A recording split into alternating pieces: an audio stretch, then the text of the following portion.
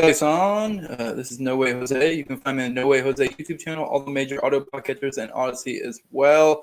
Today, my guest is Aaron of Timeline Earth. If you're watching the 22nd, this is a live stream and it's public. If not, you'll be seeing this roughly a week or so, whatever I drop it, whatever works out for my schedule. If you want to have access to it in the meantime, you got to be a patron at patreon.com. It's just No Way Jose 2020. The lowest level is $2, the highest level is 20, and those are my sponsors. Read them off every episode. I have C.D. McRae of the Whiskey and Tea podcast, Jeremy, who has an Etsy store at etsy.com/shop/RaisingLiberty. He has a lot of like Liberty type merch if that's something you're interested in. You can follow him on Twitter at Jeremy Rhymes. And then Mikkel Thorup of the Expat Money Show. If you're trying to get the hell out of the country and you got some money to do it with, he's your guy. He does it as a business. So go hit him up. Today you heard me. I have Aaron. So and if you see the title, you know what's up. This is the last installment, or at least it should be, of the Agorist class theory live reading. Thought the last one might be the last one, but I'm kind of being a little bit of a completionist here, and we're kind of doing the appendix part, which is like a little essay of Conkin's, I guess, something they found from his notes or something like that. Make sure you go check out TopLobsta, toplobsta.com. Use Jose at checkout for 10% off. If you want to get some of my merch or many other shows' merches. I don't think that's right. And then he also has some of his other stuff that's not like show related stuff. He has a lot of good stuff, so definitely go check that out. With that, let's go ahead and get Aaron in here. Hey, what's up, Aaron? How's it going, man? Not much. As you guys can see, this guy has a haircut. I do. It's very, very, it's very odd. I'm used to you having a nice hair, but I understand it. It's summer. Yeah. I guess I don't know. You're where are you at? I mean, you obviously don't have to give me your address. I'm in New England. It's starting to cool down a little bit. It's still muggy and gross out. It's mostly just shitty. But every like 3 or 4 haircuts, I'll just be like, you know what? Give me a number 5. I'm done. Like, just reset. Hit the reset button. Yeah, I mean, when you have nice hair like I do, and then what you used to, it is like it's a whole task. It is. I mean, not that it's even really that hard. I don't know how much upkeep you had to do and like combing it and brushing it or whatever the hell. It's still very low maintenance compared to like women, but it's still like, what the fuck am I doing my hair as a man?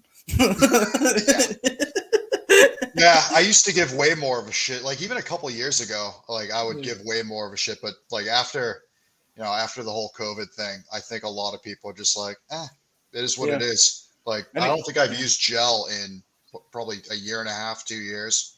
It's going to be a real special occasion now. Yeah, I mean, once you got the pussy on lock, it's going to get really honestly. That too, yeah. I mean, now that I got to like, the only reason I don't know, I don't really care like in real life, but I guess kind of like looking nice, but also I guess to some extent I'm like, I guess it's probably good to look good having a show. I don't know. That's how I justify it. I don't know. I'll probably end up shaving again at some point. Yeah, like I'll put gel in my hair or like trim my beard or whatever. As like a gift to my fiance if we're going out, so that I don't look like a complete piece of shit like next to her. Yeah, no. But other than that, like, fuck. Yeah, who gives a shit? Yeah, I mean, what are you gonna do? Stop sleeping with me? So we are continuing on with Agorist class theory. I guess let's go ahead and knock it out. We were talking a little bit before about kind of how this is. It seems to me, I don't know 100%, if this is true or not, but it seems to me from skimming through it that this is what Wally Conger, the one who made Agorist class theory, used to pull from to get some of the excerpts of what Conkin's saying. Because if you guys notice listening throughout this, is I would say, Conkin said or whatever, and that would be Conkin's words. Probably well over half of this was Wally Conger's words, where he was kind of piecing together something made out of, he kind of Frankenstein Conkin's work a little bit, I guess you could say. Anna in the chat just said hat and glasses is my vote. That's the thing. I one day I've had multiple women. One stream was very last minute. My hair wasn't done, so I just threw in a hat, and I wear contacts, so I just kept my glasses on. And I don't know why. Multiple women are like, "You look good." I'm like, my wife would be like, "You look like shit." So like, I don't know. Who are you gonna believe? Yeah, I know. Right? I mean, I just stopped giving a shit and just fucking shave my hair, wear a hat, and just never put in my contacts. Like, who cares? My approach is the audience is the party with the least credibility. Followed very closely by my fiance because she's a woman. Yeah, I mean, these people in the chat are not sleeping with me. But yeah. Well, all right, let's go ahead and get into it. This is a Qui Bono Introduction to Libertarian Class Theory, which I looked up what Libertarian Class Theory is. I don't know if this was some sort of intro he did for someone else's book or a book he was working on. I'm not entirely sure. I mean, if I was more of a professional, I probably would know. Or maybe that's what he originally was going to title this, because I'm assuming when Conger put this together that this was something that maybe Congan was working on his own. Then Conger just kind of finished it for him. Yeah, if he's anything like Rothbard, he had like just a pile of fucking papers, half typed, half handwritten, maybe on a bar napkin, and like somebody after him had to come in and fucking piece it together. It's probably what this Conger guy did. Yeah, and you guys will see as you listen to this that a lot of these are clearly, or maybe if you paid attention, that some of the stuff is clearly just straight up the stuff that was in the previous passages. This is like a little mini essay, but like a 9-page essay essentially. But all right, without any more ado, let's go ahead and get into it. Libertarism has been denounced by William F. Buckley as extreme a priorism in reference to Murray and Rothbard in notes towards an empirical definition of conservatism. Indeed, libertarians can willingly concede the substance of the charge, if not the pejorative implication of heresy. It is kind of funny that Buckley would use that. A lot of people will, give us shit for that. It's funny because I am, in a sense, sort of an egoist, but at the same time, I still think it's good to make your thinking consistent, to be able to pass on a theory to someone else if it is like there is some sort of a priori or something resembling a priori. Maybe not like a specifically a priori, because even I would say it's subjective ultimately, but it's almost like a chosen a priori, if you will. So, that's my personal thought. I always thought it was kind of a silly attack on any fucking thought process that, like, oh, you have consistent principles. Like, yeah, it's that's supposed to work. I mean, I guess, getting into argumentation ethics. Yeah. I mean, especially when you're talking about like non-scientific things like ideology. Yeah. It's perfectly fine to base it on a priori foundation. Yeah, exactly. All right. The fundamental libertarian premise of non-aggression, of unbending opposition to all forms of initiatory violence and coercion to life and property, gives the libertarian analyzing his societal context and seeking out ways of dealing with it a logical razor of exceptional keenness. With it, he can slash away the fat of special pleading of various ideologies and retain the lean meat of genuine contributions to his understanding.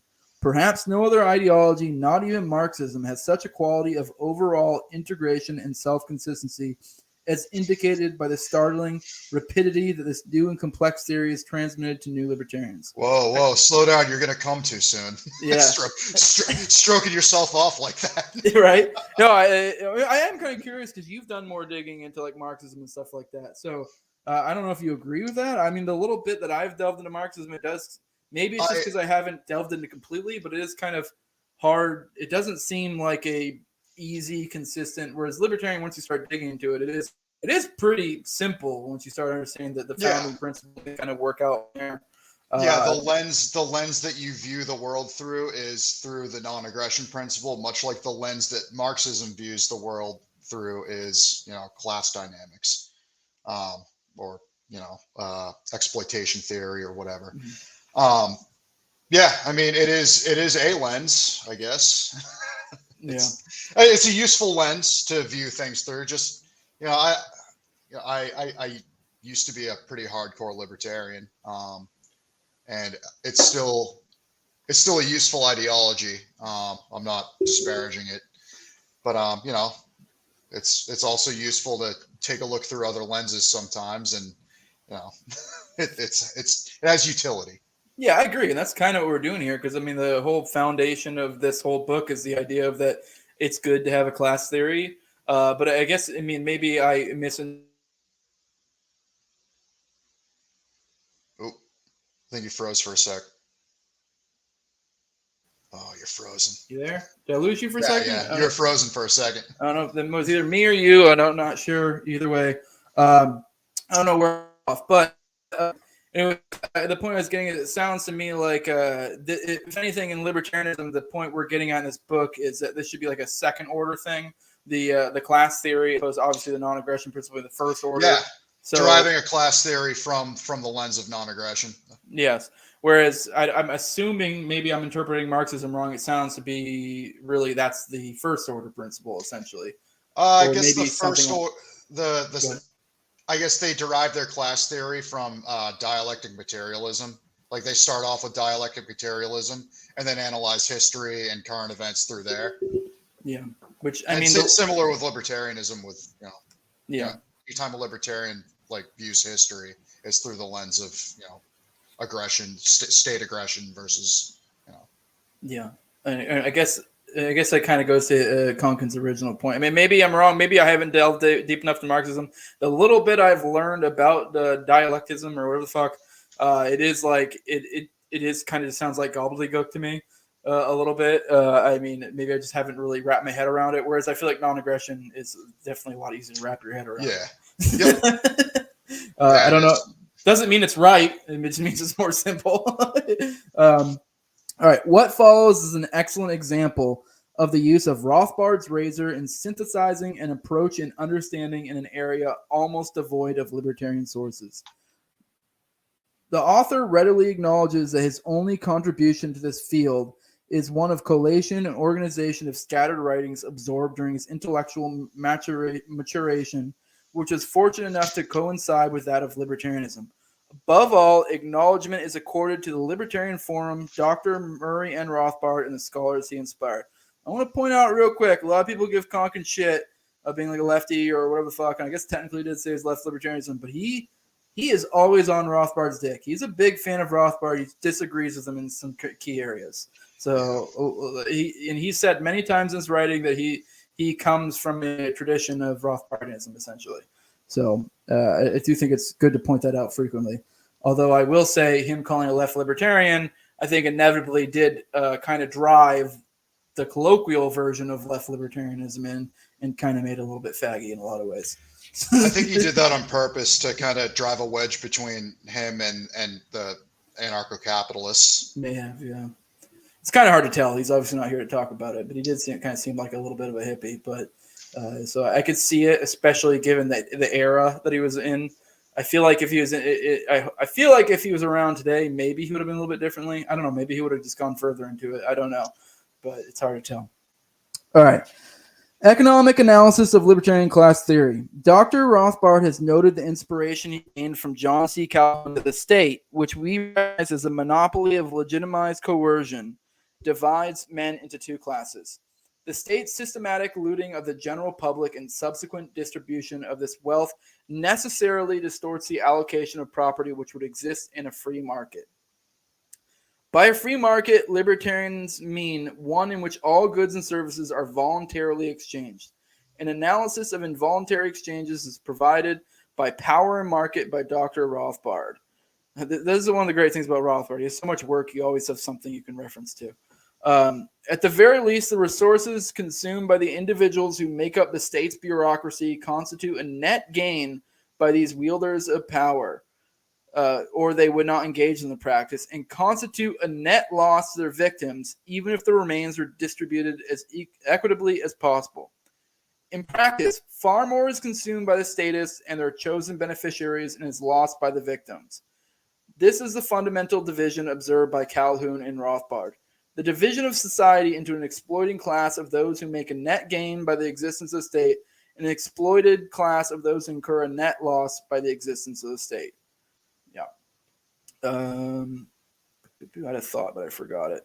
I guess this is kind of libertarianism 101, but for those, if you really just think it through, anyone who's working for the state, I mean, with maybe exceptions of like somebody like firefighters or something, for the most part, they're probably, and even actually, even in the case of firefighters, I'd say, pretty much, if you're working for the state, you're probably economically more of a drain than you are a benefit. Because even in the case of something beneficial, like a fireman, if you really apply your, libertarian analysis, you could be like, well, this probably be run a whole lot more efficiently, and there's probably a whole lot of money being lost here. It depends on how you define the parameters of exploitation. If you define it like from the standpoint of the individual, then like it's going to vary. Like, would you pay for a fire department voluntarily? Yeah. Would it look similar to the public system we have now? Maybe. I guess. Now, if you put that to the community, like would they pay for a fire department voluntarily? Yeah, probably. More likely than not. Yeah. Yeah. A lot of communities do. So Yeah. yeah. Yeah, exactly. You got volunteer fire departments. They're set up, in a pretty standard setup across the board. Yeah. In terms of like hierarchy and how they're managed, how they're funded. Um, yeah, I guess like going back to our comparison with Marxism, like defining what you were just going through, defining how libertarians see the world. Like when we talk about a free market, we mean like a market that's devoid of force and coercion and all that. Just like with Marxism's view on history, like the single point of failure in their view of history is exploitation theory, which we as nominal libertarians right now know that the wage labor isn't inherently exploitative. It can very well be voluntary. Some people have different time preferences than others. So that's kind of where Marxism falls apart. But other than that foundation, like we can look at Marxist theory of history and more or less agree with it. When they analyze like the medieval era with feudalism, and then go into like early capitalism with the guilds and all that, and the early bourgeoisie, we can more or less agree with it, even if we don't understand some of the vocabulary they use. But the thing that kind of got me away from libertarianism was their single point of failure, which is viewing history through the lens of varying degrees of the free market.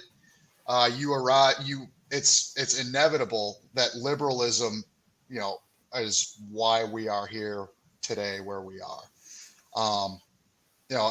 When you have whatever degree of free market you think we have, whether it's the most unfree free market, or it's just fucking Wild West and complete super state anarchy, it's pretty inevitable that these institutions are going to arise, and these power dynamics are going to come into play, and politics inevitably arises from economics. And so in my view, at least, and you probably disagree, your audience probably disagrees a lot, but like where we are today is because of that liberal ideal of a free market. And that, to me, at least in my evolution, was what kind of drew me away from libertarianism, that inevitability of like, this is what liberalism has granted us. Yeah, I actually don't necessarily disagree with you. I think maybe our perspective is a little bit different, because I actually agree. I think this is kind of addressed earlier in one of the readings we did. Obviously, I forget how the big brain way to word it, because there's an economics way to frame it.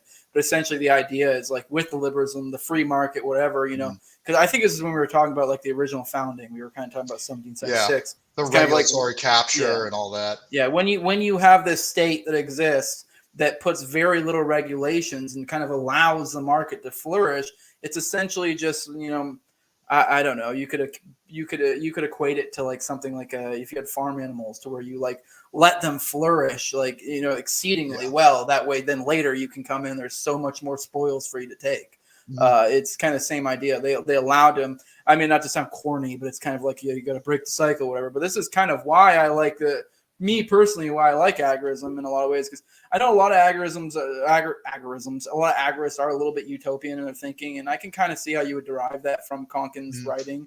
Although, like, I guess I kind of look at it a little bit differently in the way he says it.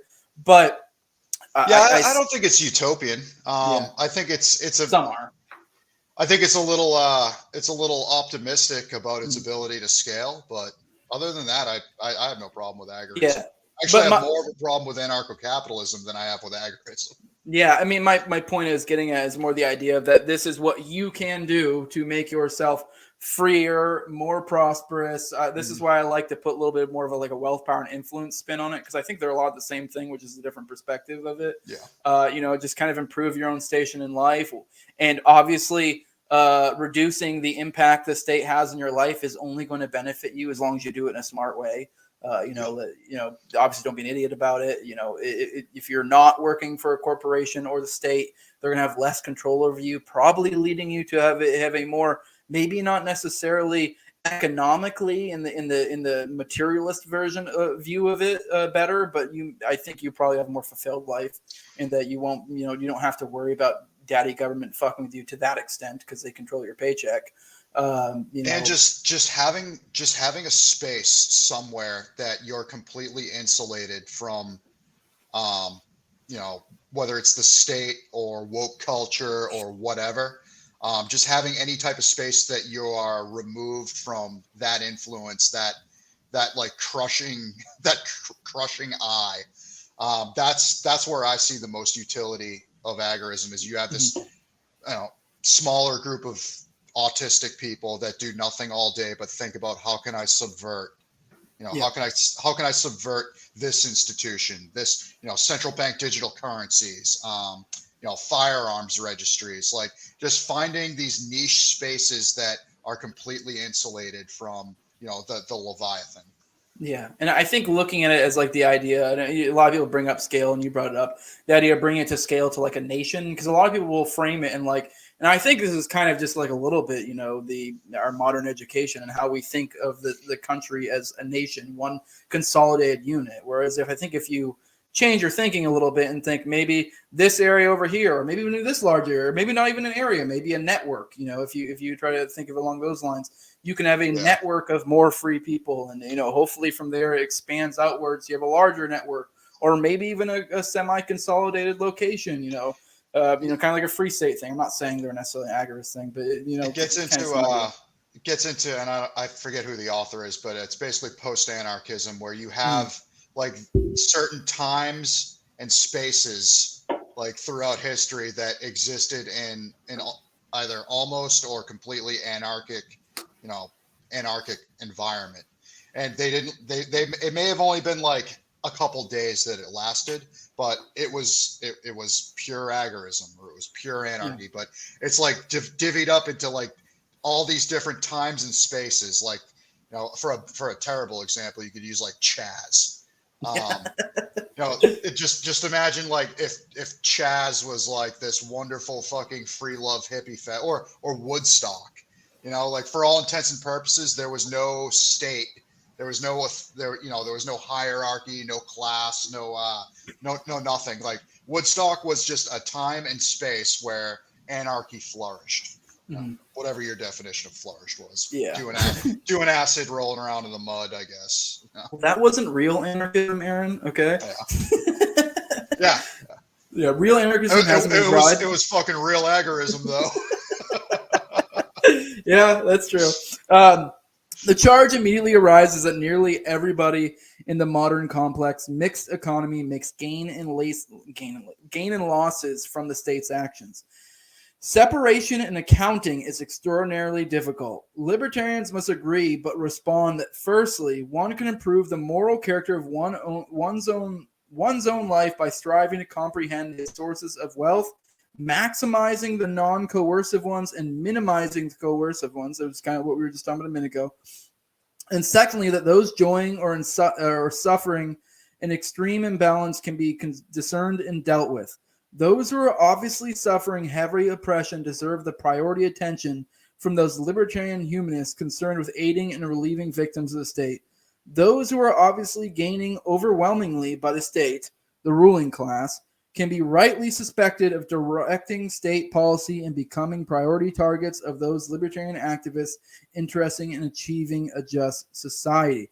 I like how he framed that. I really do, because this is where, especially in libertarian theory, people get retarded and like they'll be like, I'm not saying this is just an easy strawman example, like BlackRock's a private company or something, or the Rockefellers are just fucking capitalists, and you're like, let's be fucking real.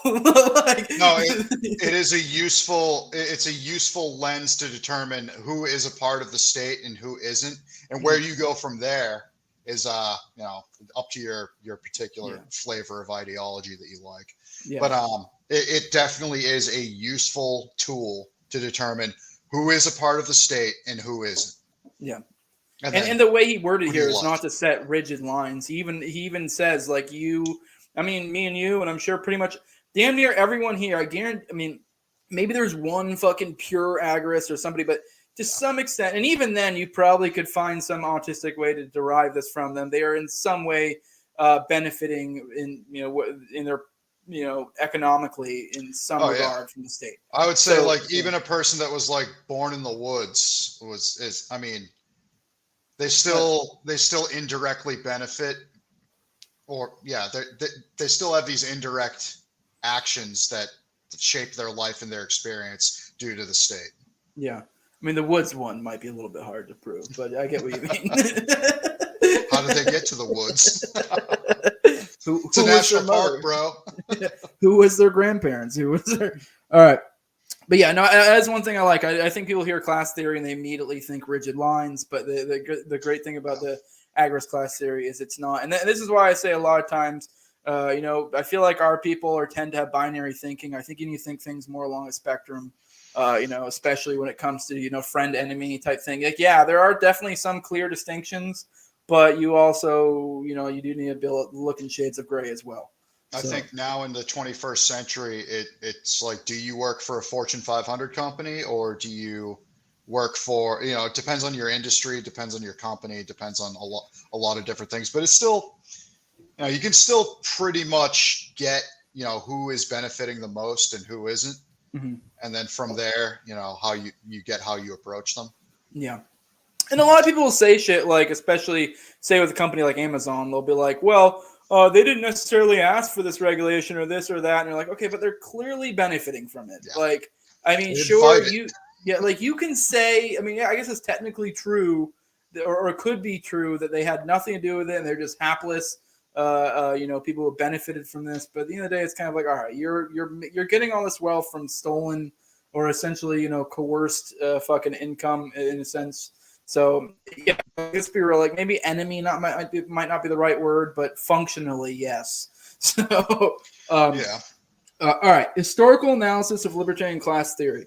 Here, Dr. Rothbard has drawn heavily upon the studies of the German sociologist Franz Oppenheimer and his American disciple, Albert J. Nock, Our Enemy, the State. It's a good book. Oppenheimer distinguished two means of acquiring wealth, the economic means and the political means. Those correspond to wealth acquired voluntarily by the market and to wealth acquired coercively by power. I have been fond of using the following paradigm to synopsize Oppenheimer's thesis. Peaceful farmers and agorists are engaged in production and trade, having judges, perhaps priests, and chiefs who organize defense against predatory tribes and roving bands of thieves. These bands of savages raid such productive communities for their own parasitical gain, taking all removable wealth, including slaves, and consuming fixed wealth through fire, rape, and murder. Even if constantly successful, the leaders of these raiders soon realize that they will eventually run out of sources of wealth. The first step towards civilization is then taken by leaving behind enough wealth and populace to rebuild so they may be raided again. The parasites cease to be fatal to their host. And this is kind of what we were getting at earlier with the whole idea of like the less the parasite feeds upon it, the more of a future bounty they have, essentially. Of course, the threat of an annual raid during harvest, for example, is somewhat discouraging to the incentive of the productive victims. The more enlightened barbarians move on to the next step, occupying the agorist communities, institutionalizing and regularizing the plunder and rape. These rulers seek to counter discouragement, resentment, and rebellion by allying or buying out the priest to exalt the ruling class and to convince victims that they are actually benefiting by these presences of these protectors of order. Later in history, this function of creating a mind-numbing mystique is taken up by the court intellectuals as religion wanes. This is straight up out of Anatomy of State, which is why it's probably one of the best, little bits if you're trying to get into this world. The plunderers can arise internally too. Perhaps the war chiefs and native priests, seeing the examples around them, convince the locals that they too need a strong standing force to defend the community against invasion by the foreign states. Creating the same mystique, the protectors become the plunderers and a new state is born. Oppenheimer. Okay, something. It's just wow. they're Yeah, they're going step by step, maybe yeah, skipping a few parts in between, but yeah. He's very concise. I'll give him that. That's one thing I like about Conkin's writing. He's very concise. Yeah, I'm sure you could say he left out some stuff, but that was probably like, that was what, like a couple paragraphs, and he just covered like a shitload right there. yeah. I'm thinking about like you know the Assyrians that just showed up one day and were like, you either surrender to us or we just like brutally rape, torture, kill, fucking dismember your king, put his head on a pike, and take his queen. And granted, yes, that is very coercive, but once they assimilated all their people over time, those ancestral memories kind of disappear and cultures kind of come and go. The Assyrians ended up leaving, but I guess once the first like state was made, that was kind of just a logical evolution in human civilization, and one that, yeah, I guess it's going to be hard hard to get rid of. Yeah, I mean, borderline, maybe even impossible in a grand sense. Maybe, Yeah. possibly. I don't know. Who knows what will come like millennia from now? Maybe the free state wins, or the free market. The true free market wins out. I'm not necessarily. I'm more agnostic on that. I just kind of like. I guess I just kind of don't care. It's Yeah. like fucking. I'm not going to be around for that. So, but Well, with it goes back to our first episode. Like, do you think people act rationally or emotionally? And I think we agreed, like, at best, it's 50-50 throughout your day. Mhm. Well, yeah, I mean, it depends on the person as well, which I do think. I think we probably talked, knowing me and you, I'm sure we talked about division and why it's a good thing at some point. Yeah. So that's kind of why I think it's good to kind of create your own enclaves, because I mean, in the future, I am like, thinking very far off the future, probably even past our life. I do think there will likely be some sort of situation in which there are large to medium sized to decent sized enclaves of free people, like, or to a decent extent, maybe not entirely. And then, there will be spots of incredible authoritarianism, but I think they will be more divided. So I think division is actually a good thing. Like, if that is what you want, if you are the person who thinks along those lines, I think you should move that way. If you're someone who likes the state, you know what? You should go move to an urban environment and enjoy everything that provides. I think that's in a blue state. Go do that. I think you should. I 100% think you should. But if Which you is think the more like equivalent us, of saying, like, go kill yourself. yeah, basically, but if that's what you want, I mean, for real, like, I'm not even kidding. I don't care. Like, I mean, I may advise you against it if you were a friend, but fucking go do it. I mean, if anything, it's good. It gets you out of my way. It's kind Whatever of the deal. floats your boat, buddy. Go to the city and get fucking stabbed. Yeah. Although I do think there probably will be in their head, like it will almost be like a little bit of a fake thing. I do think you'll probably see like technocratic cities and stuff in the future.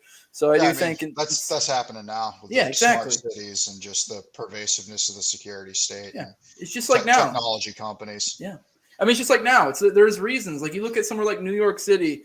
There are so many perks if you're someone trying to do certain things. So there is a draw to it. Like, if you're a comic, like a lot of the LA comics are moving out. I know now, but a lot of them are moving to like Austin or New York, and so those are where the comic scenes are. I'm talking specifically about New York. So if you're someone going after that, there's a draw to that. If you like having be able to go to walk down the street and be able to go to, I don't know, fucking. If you just like that convenience, there is definitely something to that. It will be a more convenient life in a lot of ways, probably, for sure. Yeah. So, but I don't necessarily think convenience is a good thing. But if that's what you want and that's what you like, go for it.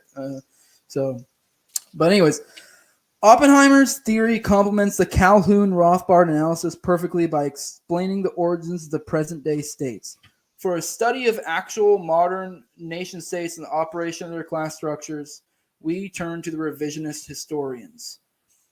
Revisionist contributions to libertarian class theory. World War I ruptured the liberal and radical intellectual body. Even anarchists divided on the war question. The anti-war group among historians began delving into the records to prove the correctness of their opposition and demonstrate to the idealistic war supporters how they were duped into serving plutocratic war profiteers, political chicanery, and closet imperialism. The widespread disillusionment of the treaty of Versailles aided such revisionists and won general acceptance to their exposures. Charles Beard, Harry Elmer Barnes, Sidney Fay, J.W. Payne, and W.L. Langer in the U.S., J.S. Ewart in Canada, Morel, Beasley, Dickinson, and Gooch in England. Fabre Luce, Renovin, and Demarshall in France, Steve Montegelis, von Wegerer, and Lutz in Germany, Barbagallo, I guess, Torre, and Lombroso in Italy. These historians became quite chic, especially as leaders arose in the defeated powers to revise the terms of the treaty and appeasers in the victorious powers to accommodate them.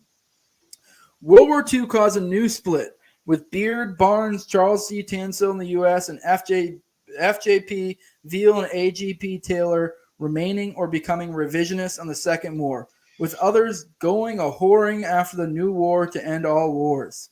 This time, the victorious powers managed to impose a historical blackout through the extensive court intellectuals' influence in ever more state-financed universities and historical journals on the revisionists. Oh, is he getting into the 6 million? Hell yeah. Just kidding. Just kidding for the YouTube censors. That was a joke. The courageous dissenters were vilified as thinly disguised Nazi simps. You know what? Maybe he is getting into it. Though many had impeccable liberal and social democratic credentials. Pacific Front revisionism has had some measure of success, but European Front revisionism remains a disreputable activity. Oh, yeah. Oh, that's starting to fucking gain some traction now. What's that? Just revisionism, World War II revisionism on the European front. Oh yeah. On the European front, is there anything specifically you're talking about? Are you talking 6 million? Is that what you're talking about? Or are you talking about other stuff? Just like everything before, during, and after World War II, like why we got involved, how it got started. You know, the process of like going from the Weimar Republic to the Third Reich. You know, Thomas 777. You know, Paul Fahrenheit. They just destroyed my brain on it. Yeah. Yeah, I need to at some point go back and because I watched probably, I don't know, 7 of those series that he did with Pete, 777, and they were good shit. But at some point I just like lost track and I couldn't remember where I was. Oh my and I was God, like, yeah. fuck. Like, I can only listen to a guy talk for so long where I'm like, all right, I too much data. I need to like fucking shut down for a second. Yeah, no, it's been really cool. He's doing God's work there, that's for sure. I mean, I don't know, maybe he's wrong in some spots, but it definitely makes you think. It is interesting how this is how this is working out right now. Some of the revisionist stuff, how it's coming to the fore at this moment in time. But it does make sense. Did you see Michael Tracy's tweet? I mean, this is probably not the great thing to talk about tweets on a show like this, but I don't give a shit. You know who Michael Tracy is? Yeah, yep. Did you see that shit he put out before recently? I think in the past week, where he was like, I don't remember exactly he worded it, but essentially he was saying something. I remember he was quote tweeted somebody was saying that like and essentially what he was saying is he wasn't saying that the U.S.'s involvement in it caused the big H. I'm being careful with my words here, but he was saying that was the peak of it, and that's when he went full bore. And it was just crazy seeing, and anyone who knows Michael Tracy, he's a little bit of like a left of center. So it was kind of like pretty shocking to be like, see him be so fucking base. And it was like, he was getting dragged. He was actually getting ratioed by a lot of people, but it's kind of like, well, he's right. And like, he just like kept doubling down and like, it was great. He never backed off an inch. I was like, holy shit, this dude's got balls of steel. Like everybody from like Kinzinger to like all these different fucking big names were like fucking like, oh, you think we fucking caused it? And he's like, no, that's not what I fucking said. Well, yeah, it was about how basically we baited Japan into going to, you know, declaring war on us, doing Pearl Harbor because we embargoed their oil. And then I saw the comments like, oh, well, you know, there was the whole Rape and Nanking thing. What you don't care about rape? Yeah. Dan Carlin does a really good series on the war in the Pacific too, like everything leading up to it, like starting off with like their campaign in China. All right, Cold War revisionism is accepted somewhat less than World War One, but more than World War II inquiry and exposure. Most encouragingly, the New Left and deviationist Marxism are Marxist historians who are drawn into revisionism by their antipathy to the Vietnam War have begun looking backwards for the roots of modern foreign policy. On the left, Weinstein and Gabriel Kolko have integrated revisionist history on foreign policy with domestic ruling class investigation. On the right, the Birchers have grown gradually less hysterical in their conspiracy theory, dropping their international communist devil theory for exposure of the machinations of U.S. plutocrats. John Birch Society is based. Yeah, for sure. I mean, I've never done a deep dive, but it does seem to be as a little bit of a simplistic view. It's just kind of like all these goddamn commies, but it's like kind of right, but it seems like they're missing an element from the little bit I've checked. There's a lot of people in like the right wing libertarian sphere that were like former Birchers that would surprise you once you start looking into it.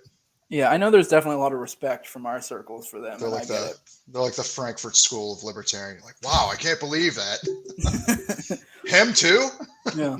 The Higher Circles by G. William Domhoff begins the synthesis of the varying strands of revisionism into a single sober thesis, adding the sociological surveys of C. Wright Mill's Power Elite Investigations. Domhoff, a leftist, devotes a section of his book to an earlier rightist conspiracy theorist, Dan Smoot, and finds much of it agreeable. Since then, Smoot has been superseded by Gary Allen's None Dare Call It Conspiracy. Libertarian class theory, application to domestic policy. Beard goes back to the American secession from the British Empire with his economic interpretation of the Constitution. Libertarians tend to begin with the relatively laissez-faire period of the late 19th century in the U.S., explored by Kolko and his magnificent triumph of conservatism. Kolko deviates from orthodox Marxism by claiming that the wicked capitalists did not establish their rule due to inevitable concentration of economic power under capitalism, but rather plotted to gain the state's aid in destroying an all-too-successful competitive semi-free market which threatened the long-term stability of their profits. I feel like Albert J. Nock, I vaguely remember him having a similar type thesis in his book. But anyways, Kolko devastatingly points out that the massive regulations of transportation. Oh, I remember it was. His idea was a lot of the free market aspects of the original Constitution or whatever was more a lot of tradesmen that were involved, and they were trying to cement their power in a lot of ways. Is essentially what it was. I wish I could remember the details of it, but it's kind of interesting. It has to do a lot with like who bankrolled the Continental Army and all that too, and all goes back to banks and Jews and all that. It always goes back to that. Every single time. Kolko devastatingly points out that the massive regulations of transportation and antitrust legislation advocated by the anti-monopolistic progressive movement was actively supported by such powerful businessmen as Andrew Carnegie, Mellon, Morgan, and Rockefeller. In 1905, the National Civics Federation was formed to combat the anarchist tendencies of the laissez-faire-oriented National Association of Manufacturers. Mostly small businessmen with little vested interest wanting to grow, not stand pat. NCF members were urged to support regulations and labor legislation to integrate the labor aristocracy as junior partners in the emerging new ruling class. Over the years, the higher circles developed the Council on Foreign Relations that influenced U.S. state foreign policy and the Committee for Economic Development for U.S. state domestic policy. Yeah, they turned into neocons. Yeah. Recently, Ralph Nader has been astonished by the discovery that most of the regulatory boards are run by the very industries they were set up to control. Huh, no fucking way. Weird. It's almost like a law of some sort. One can only begin to imagine what the CFR-CED crowd is doing with the wage price controls. The CLIC claque is made up of equal representation of big business, big labor, and government. Surprise, surprise. All right. It's Conquest's second law, I think. Like, yeah. If you're wondering why a bureaucracy is doing what it's doing, just imagine it's controlled by its enemies. Mm-hmm. Yeah. And the funny thing is, too, is When it comes to shit like that, people will, like rules like that, the people will say, oh, were you saying these people aren't doing it intentionally? It's like, yes and no. I'm sure there are some actors that do stuff like that intentionally, twist things. But a lot of times, just kind of how the incentives work out, and that just ends up being the obvious move. And whether it was on purpose or not is kind of beside the point. All right, libertarian class theory, application to foreign policy. The financing of World War I has some incredible anecdotes associated with it. For example, there were the Warburg brothers, one financing the German war effort, the other the Allied effort. There were bauxite mines in France which provided aluminum for German warplanes, and the activities of the merchants of death munition manufacturers selling to all sides would be comic if the millions of deaths could be dissociated. Modern revisionist theory begins with the attempts of the Bank of England to restore the pound's value. The massive inflation of the war made it impossible to restore it to its pre-war value in gold. And exacting reparations for Germany led to a hyperinflation and crack-up boom, smashing the German economy. The bank's Ashley Montagu met with American financiers in Georgia for the purpose of depreciating U.S. currency to improve the relative standing of the pound. Already, the British were clubbing their East European satellites and into following their economic policy. The Federal Reserve Board's inflation of the rolling 20s led to the crash depression and Roosevelt's fascist NRA and IRS jackbooters raiding homes to seize the recently outlawed metal gold, which is still one of those things that is mind-blowing to think at one point they literally went around and rounded up gold. But, like, can you imagine in modern day if they went from, I don't know exactly. I never really done a deep dive into looking at how they logistically went about doing it.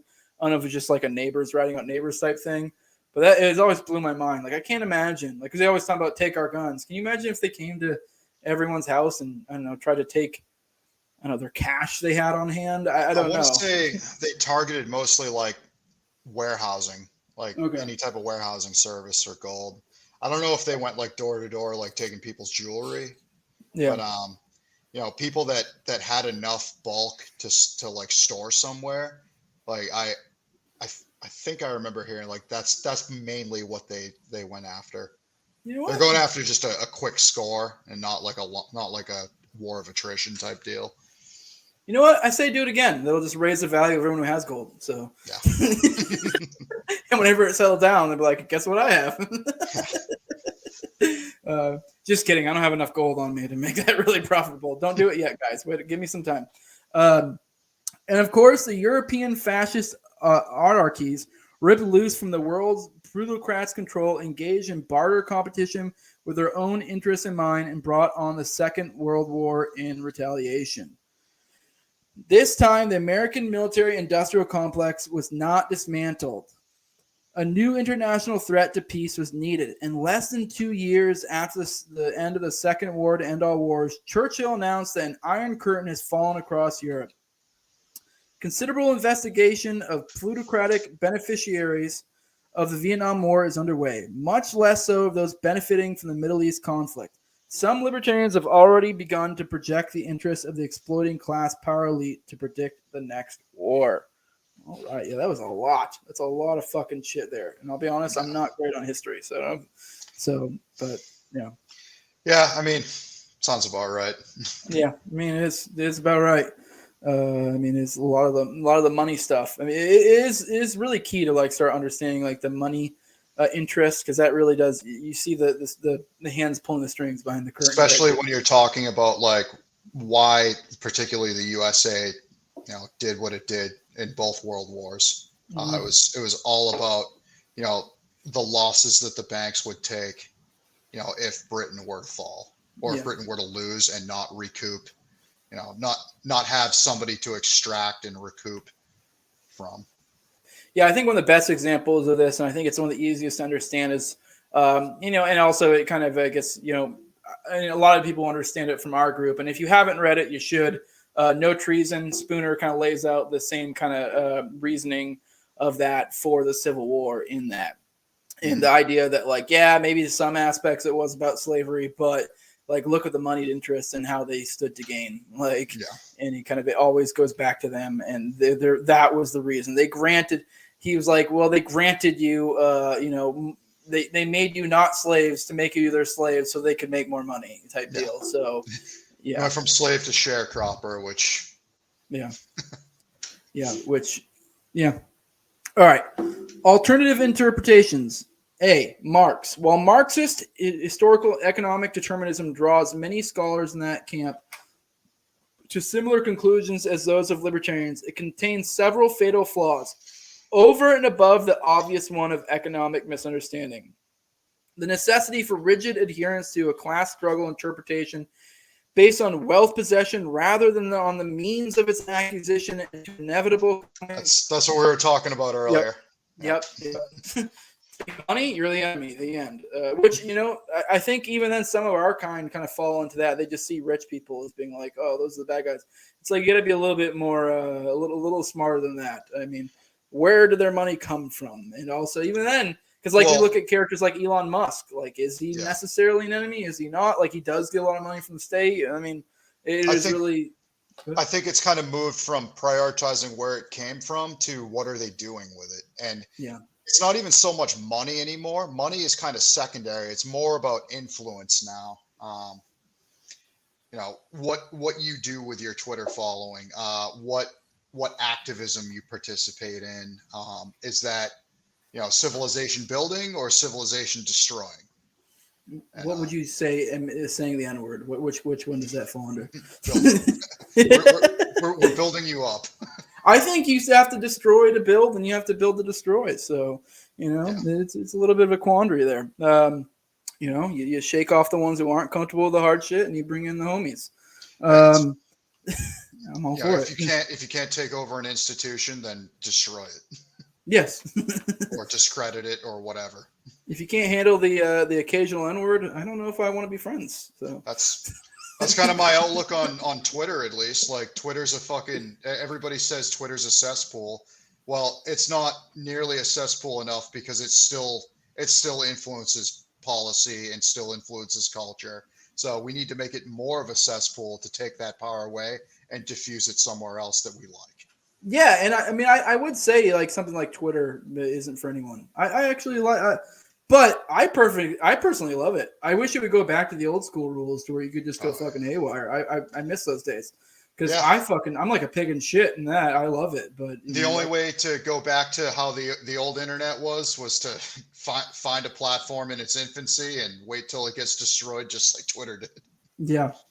All right. The necessity for rigid adherence to a class struggle interpretation based on wealth possession rather than on the means of its acquisition and to an inevitable coming of a proletariat revolution led by organized labor forces, the Marxists, to judge and rationalize his conclusions to fit at all cost. Perhaps just as devastatingly, Marxism is now a religion, in quotes, justifying the existence of dozens of the states in the world, and Marxists are now playing court intellectuals and suppressing revisionists in their midst. Was Marxist necessarily full-on communist in the sense of kind of the idea of that it was going to be like a utopian communist thing in the end type deal? Because I know there's different ways to interpret it. I forget. For Marx, or was that just different interpretations of Marx? I guess no. For Marx, the ultimate end goal was a classless, stateless society where a lot of conflict. Like there just wouldn't be a whole lot of reason for conflict, but you would still have. I think he's still allowed for, definitely allowed for like reaction to take hold, and the old capitalist class having these enclaves that cause trouble. So not necessarily a perfect world, but not for the reasons that we would think of.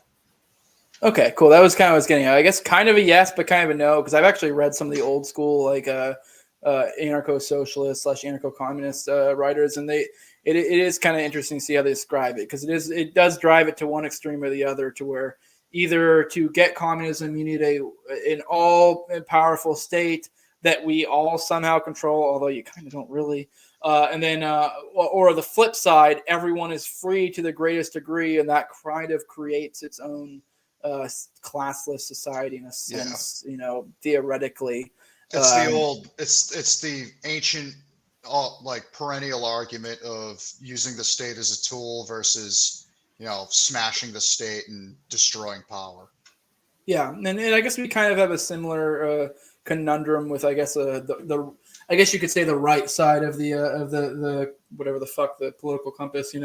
We have a similar thing. It's like you either need to go full top right or full bottom right. Is really those are the only really logical conclusions if you really think about it.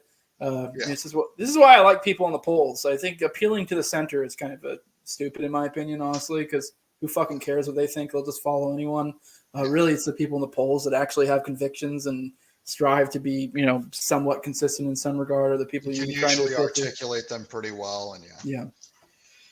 I mean, I think with the exception of like anarcho-communism, even the most well-spoken, eloquent anarcho-communist, like it's usually within the first 3 sentences that you find something completely, ahistorical or just crazy. Yeah, but they're trying. I'll give them the credit. Whereas the centrists just kind of like don't care, I guess. Stop fighting. Yeah. Stop fighting. I want to buy my iPhone. Let's just find middle ground here. Like, shut the fuck up. Materialism. Yeah, but that was the point I was getting at, because he kind of brought up in here was kind of that Marxism has just become a religion to justify a bunch of states, although that was kind of not really what it's going for, but sort of. I know it gets really murky when you start dealing in like a communist socialist. It's all the people after Marx that really built on, his shortcomings and his inability to see the future, really. Yeah. But like even modern day Marxists, the reason why they are the way they are is because there really is there is no rigid classes, just like Konkin was saying. There's no rigid class structure anymore. The proletariats are kind of like the illegal immigrants, and like the wage workers fresh out of high school or super elderly. And it's just really hard to define classes now. Yeah, that's true. Sense. Yeah, and even in a libertarian sense as well, which is, I think to the benefit of Konkin here. That's why he's like, it's not rigid, and that's kind of I think it was kind of a little bit of a downfall in a previous way. A lot of ANCAPs used to interpret this, although in modern day, the public and the private is so intermixed. You need to be think about it a little bit more. All right, that's probably like that's the same danger that libertarianism. Like if libertarians were to adopt this class theory, they would face the same danger that Marxists did back after World War II. Where the class is kind of blended, so now you need a different basis of class, which became post-colonialism and critical race theory and all that, and that those were all just dovetailed off of orthodox Marxism. Yeah, which obviously we've said multiple times if he did it rigidly. Although to be fair, I think what happens a lot of times with a lot of these people's writings, people will latch onto them but not really actually read them or comprehend it correctly, or just hear somebody else talk about it. You're like, well, that's cool. So there's probably agorists out there who think of agorist class theory, and that's why I feel like there are a lot of cunty agorists. There just are. Yeah. The people that'll look at the mailman and be like, I want to fucking stab him. Like he's the enemy. Exactly. Fighting the mailman in the street. Like okay, man. But did you actually read this? Because I don't think you did. Or the direct opposite, the equal and opposite amount of stupidity is looking at somebody like Elon Musk and being like, private company, bro. He's our hero. He's the next great man. Exactly. All right. B, consensus. The consensus school, the dominant group of court historians in the West, denied the existence of any classes. While there may have been wicked exploiters in the past, they were routed and brought to justice by the progressive era, the New Deal, the Fair Deal, the New Frontier, and the Great Society, and whatever is to come. We are left to assume that all these plutocrats are receiving windfalls by the failure of previous reformers to spot all the loopholes and economic imperfections in the free market.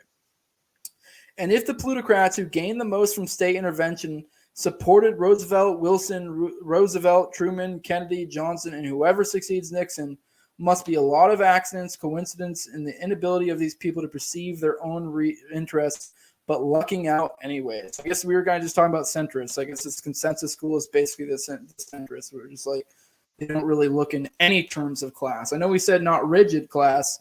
I think looking at classes rigidly is a little bit silly, as I've said, but saying there's no classes at all, I think is also just as fucking retarded. So, yeah. Rand. No one would accuse Ayn Rand of being a competent historian or a leader of a school of historiography. I like that little jab. It is funny how Konkin, if you read his writings, he does take weird little funny jabs, but it's also like it's always like kind of clever and like slight. It's just funny the way he does it. It's like gracefully cunty.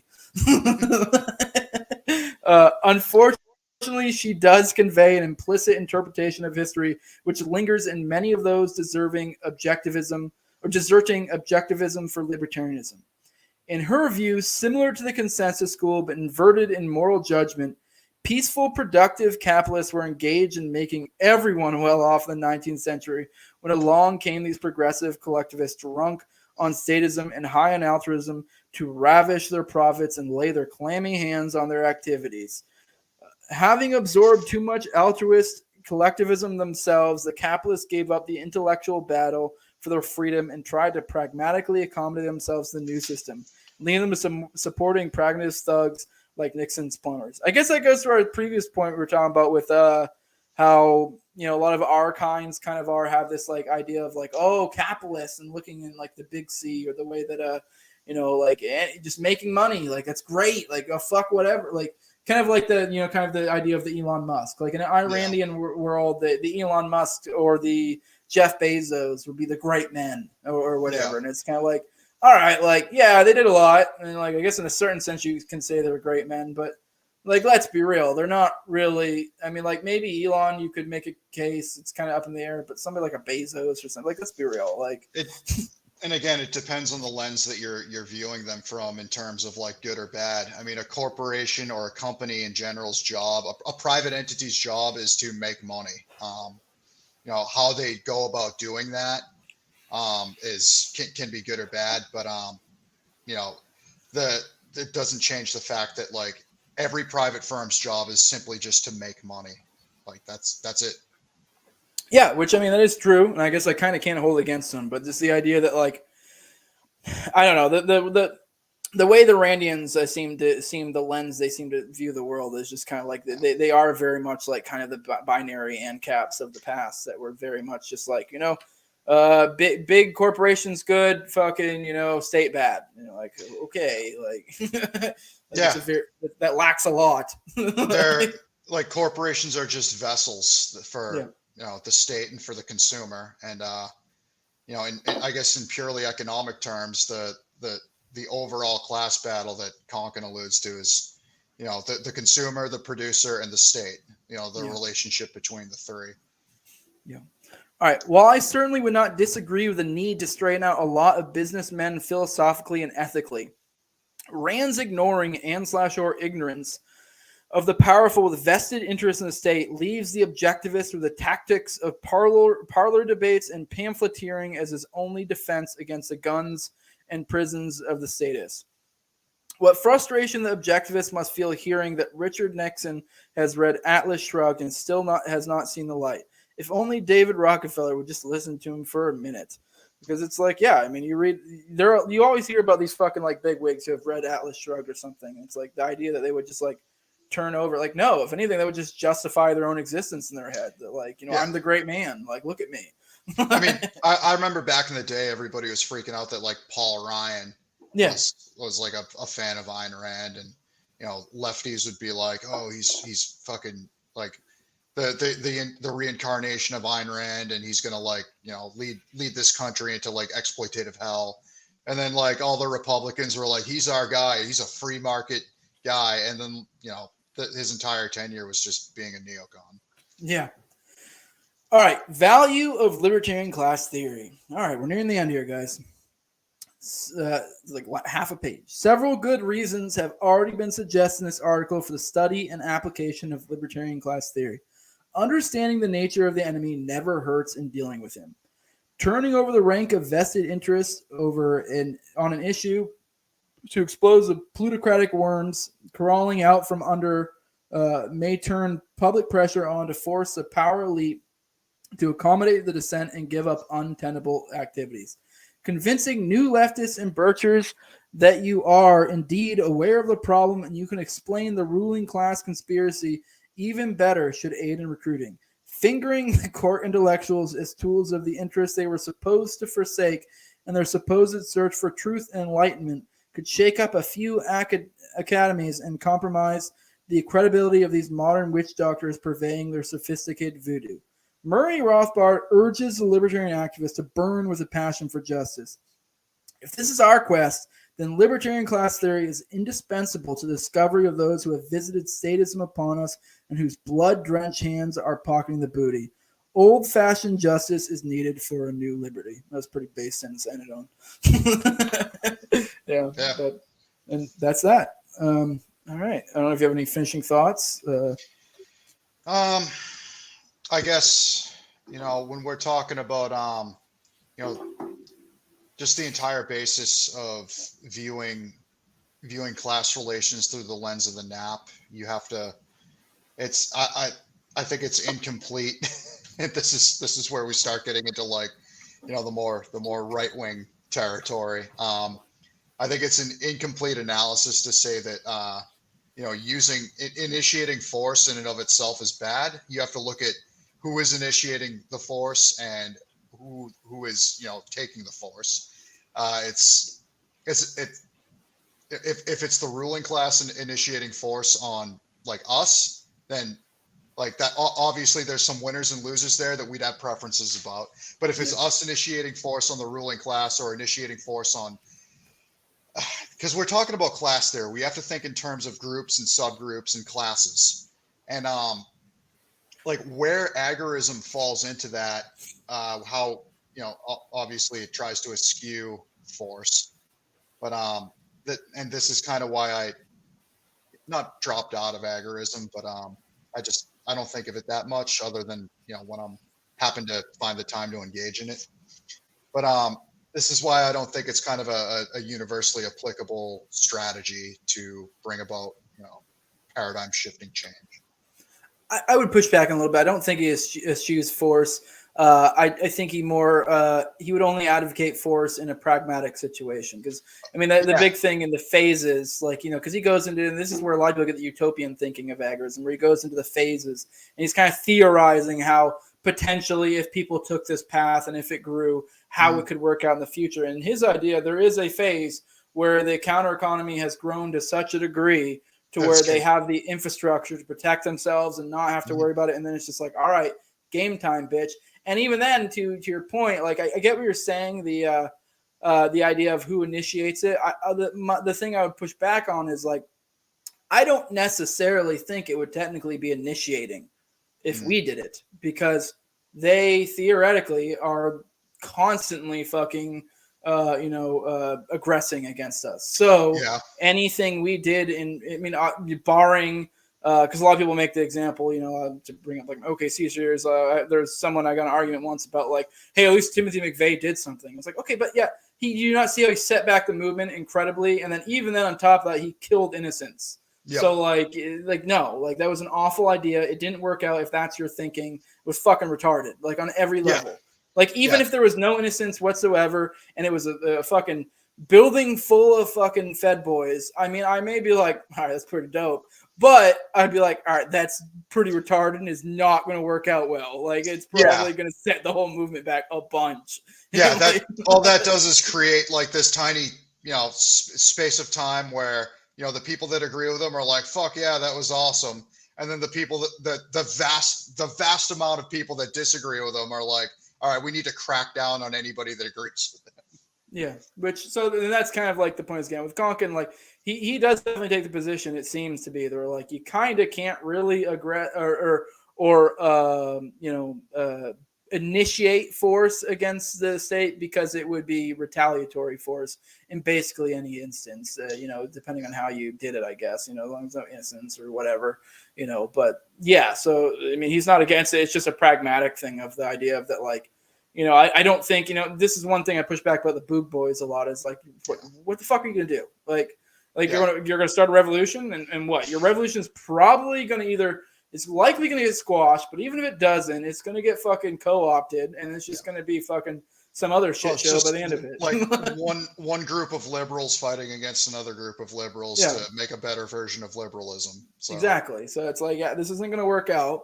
Yeah. So it's I guess in a sense it's more of a long game, but theoretically, if we ever did get to a large enough one, or if you say you had, let's say fucking New Hampshire went full on fucking, ANCAP or even some section, some county or some shit, like you could probably have an area that was got to the point to where it was had enough of infrastructure, enough of people that, and I'm not saying they would be the ones who aggress, but they would have the defensive force to repel against anything as long as. As far as like actual kinetic force goes, absolutely. But I think, at least in terms of like the domestic situation in America, you don't really need kinetic force anymore when you have information warfare, and that's kind of the battleground that we're at right now.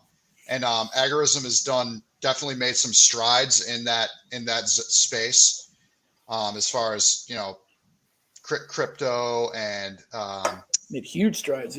Yeah, and what is it? What's the word I'm thinking of? Like securing your phone, VPNs? No, shit, I'm brain farting it, but basically like encryption. Yeah. I don't know why I couldn't think of that. Just nerd shit in general. I got you. Yeah, encryption and just all these technological advances that gradually make their way through culture, and I don't know. I hate to be a pessimist, but it seems like all of those innovations have gotten co-opted to the point where only a very small amount of people will be there for when it fully matures. And, when this system does, grind to a halt or become stagnant, that, maybe the agorists will become the new ruling class when Bitcoin shoots to the moon.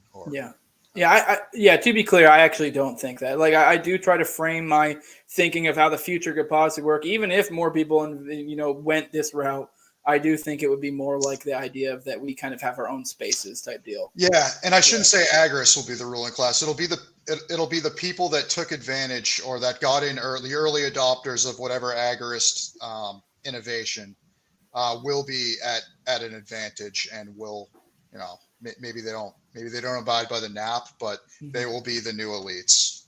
Yeah. Well, all right. I think we've covered it pretty well. We're nearing the end. I know you probably need to get to bed. So, with that, if you want to go ahead and drop your plugs, I appreciate you doing the series. This is the last one. I appreciate anyone who came for these. Please share them around. I think they're cool. Yeah, thank you very much for having me. It's good to kind of get back into something that I haven't really thought about for a while, but still it gets my brain juices flowing in terms of like interpreting what's going on today. Yeah, it is fun because it kind of puts you in game theory, because the agorism is very much about praxis. So it gets you thinking in interesting ways, I think. So, but you can find me at BTWA Returns on Twitter, and every Wednesday on Timeline Earth, without exception. I'm there every episode. Never missed one. Never. All right.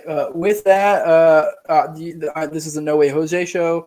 I'm Jose Galison. You can find my show on YouTube, all the major audio podcatchers, Odyssey as well. If you want to follow me on social media, it's Twitter's at SenorJose2020. If you want to follow me on Facebook, I get nuked on Twitter a lot. It's Jose Galison on there. I think that's all I got. All right. If you guys, on the off chance you're watching this episode but haven't seen the other one, I had Dave on recently. That was a fun one. We kind of got into a little bit of an argument, so that was fun. You guys might enjoy that. With that, we are out. Like, share, subscribe, all that gay shit. With that, we are out.